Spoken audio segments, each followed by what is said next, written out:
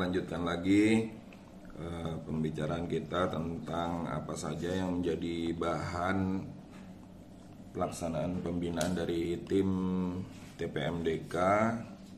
Dan kali ini bagian kedua dalam pembinaan TPMDK yang diberikan kepada saya adalah tentang peningkatan mutu dan keselamatan. Peningkatan mutu dan keselamatan pada 5 bab perbaikan yang ada di standar akreditasi itu berada di bab 5 ya. Jadi berada di bab 5 dan di dalamnya masih ada lagi 5 standar. Tapi pada pembinaan TPMDK ini bab mutu itu hanya berisikan 4 bagian saja karena ada yang digabungkan ya. Yaitu bagian pelaporan insiden keselamatan pasien itu digabungkan satu bab satu bagian tersendiri dengan keselamatan pasien.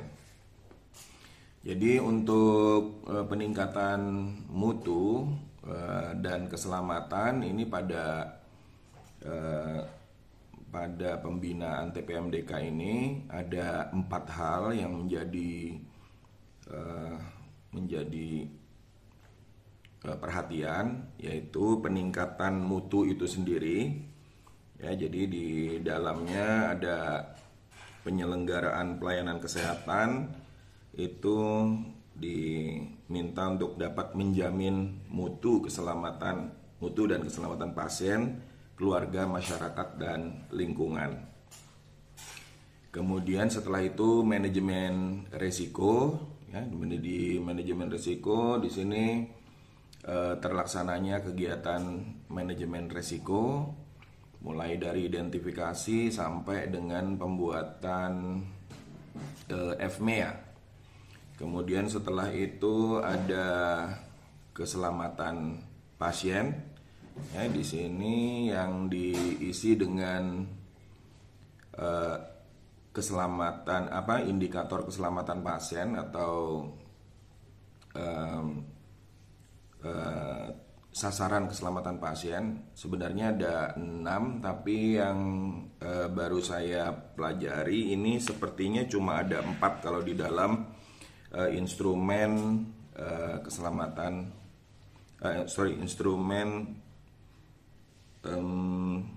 TPMDK. Kemudian yang terakhir adalah pencegahan dan pengendalian infeksi atau PPI.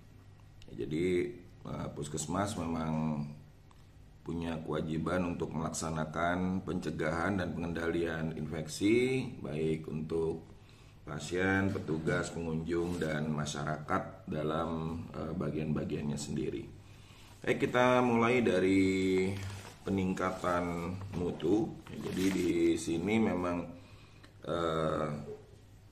pada saat berbicara tentang peningkatan mutu yang diutamakan adalah yang pertama ya adalah tentang adanya satu tim yang diberikan tanggung jawab untuk melaksanakan kegiatan peningkatan mutu, dan yang nomor 2 itu adalah tentang indikator ya. Jadi tentang indikator mutu prioritas puskesmas.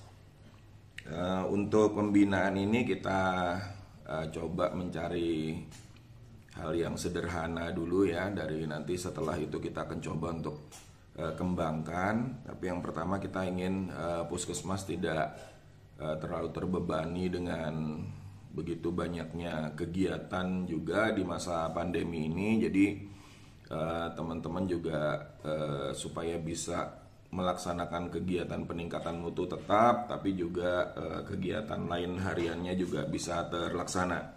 Karena itu SK tim mutunya saya sangat menyarankan, mungkin karena kita juga biasanya di puskesmas juga tidak terlalu banyak sumber daya, jadi untuk kebijakan tentang tim mutu yang biasanya 4L ya, lo lagi orangnya. Ini kita sederhanakan aja ya, jadi lebih baik membuat semacam satu tim mutu itu yang di dalamnya tersedia tentang mutu, KP, manajemen risiko, dan PPI ya. Jadi ada peningkatan mutu, keselamatan pasien, manajemen risiko, dan PPI. Jadi nama timnya itu. Jadi ini akan sementara untuk menghindari bagaimana di dalam Permenkes itu ada permintaan untuk tim-tim ini langsung berada di bawah kepala puskesmas. Jadi kita coba untuk buatnya itu terminologinya aja kita luaskan. Peningkatan mutu sendiri itu kan sebenarnya harus berada di bawah kepala puskesmas berdasarkan Permenkes 43 tahun 2019. Kemudian keselamatan pasien juga minta berada di bawah kepala puskesmas. Itu ada di Permenkes nomor 11 ya tahun 2017 ya. Kemudian manajemen resiko dan PPI juga minta berada di bawah kepala puskesmas langsung berdasarkan Permenkes 27 tahun 2017. Karena itu menurut saya jadi kita coba nanti timnya satu dulu ya. Nanti berdasarkan kebutuhan kan akan kita lakukan identifikasi. Sementara dikelola oleh tim mutu dulu. Itu berada dalam satu wadah dulu. Jadi tim peningkatan mutu, keselamatan pasien, kemudian manajemen risiko, dan PPI ya. Jadi begitu akan lebih memudahkan untuk kita melakukan koordinasi dulu sementara ini. Nanti kalau dibutuhkan untuk dilakukan pemecahan dan orangnya cukup, baru kita coba untuk dilakukan memecah tim ini menjadi bagian tersendiri. Begitu untuk SK tim. Jadi mohon ini dicari lagi SK tim mutu yang lama, kemudian dibuatkan lagi yang baru, dan jangan lupa dimasukkan mungkin untuk teman-teman yang di atas tahun 2017 ya, mungkin sudah ada yang memasukkan Permenkes 11 dan Permenkes 27, tapi mungkin dengan melihat kemarin keluarnya Permenkes tentang puskesmas itu di 2019, kita 2020 sudah memasuki pandemi, sepertinya ada yang belum dimasukkan penggantinya, misalnya dari Permenkes 75 yang harusnya digantikan dengan Permenkes 43, itu mungkin belum diganti sebagai dasar hukum. Jadi mungkin kita review SK dulu untuk melihat bahwa untuk menyampaikan kebijakan kepala puskesmas tentang bentukan tim ini.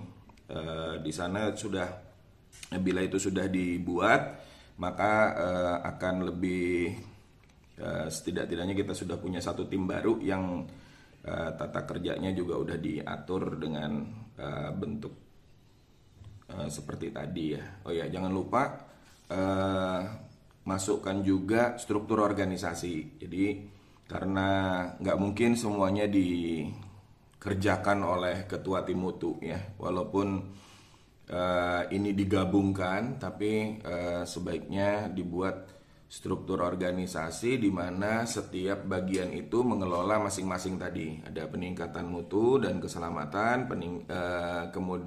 peningkatan mutu, kemudian manajemen resiko, keselamatan pasien, dan PPI.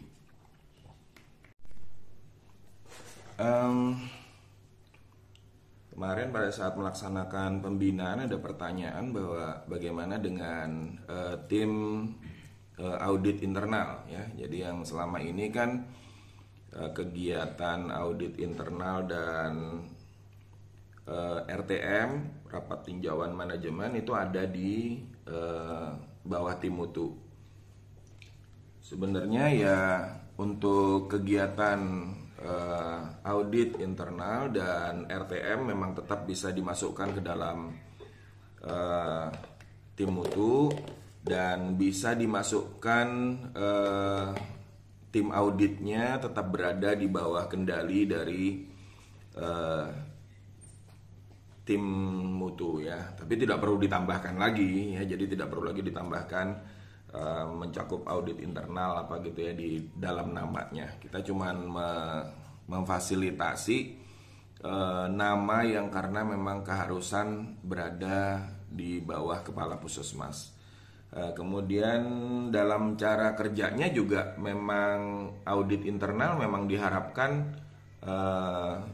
ada koordinasi dengan ketua tim mutu. Jadi kegiatan-kegiatan audit internal itu berada perencanaannya langsung dikelola oleh tim mutu. Artinya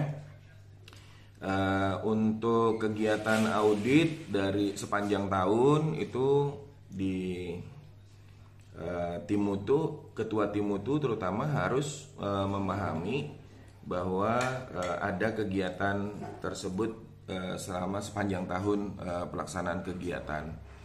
Tapi hasil itu bisa dipertanggungjawabkan langsung oleh tim audit kepada kepala puskesmas. Ini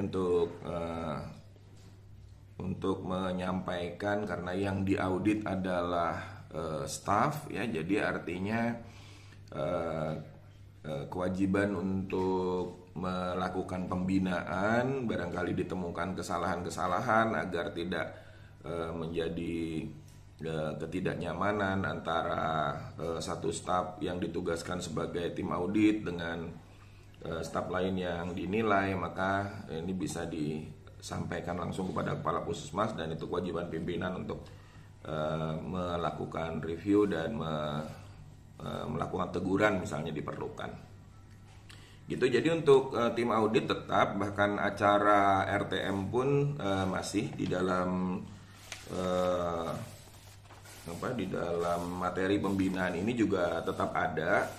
Artinya kita bisa membuat struktur organisasi tadi terbagi 4, kemudian tim audit itu yang digunakan untuk melakukan pemeriksaan. Oke, itu kemudian setelah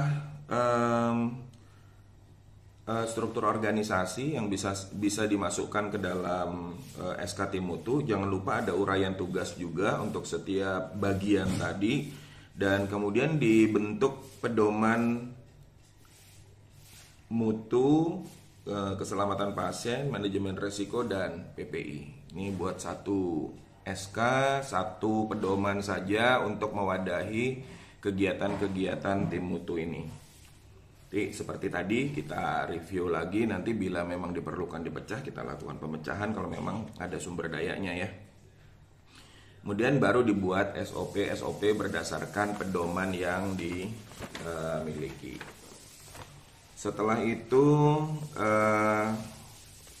kita membuat rencana. Ini juga satu saja untuk rencana tim mutu karena ada beberapa kegiatan tadi, yaitu rencana mutu, KP, manajemen risiko, dan PPI. Itu, dan jangan lupa tetap ada kegiatan untuk melaksanakan audit dan rapat tinjauan manajemen. Saya rasa itu untuk yang peningkatan mutu sudah bisa dicarikan ya. SK tentu saja harus ditinjau ulang, SOP, pedoman yang sudah pernah ada mungkin akan diperluas sampai dengan keselamatan pasien dan lain-lain yang tadinya terpisah bisa digabungkan di sini di satu bentuk pedoman saja. Itu yang tentang tim. Kemudian setelah itu puskesmas juga melakukan pengelolaan indikator mutu. Nah ini cukup panjang sebenarnya bahasannya, akan tapi kita sementara untuk melatih yang dilaksanakan oleh puskesmas, mari kita coba menggunakan indikator yang kita buat di PKP ya, penilaian kinerja puskesmas untuk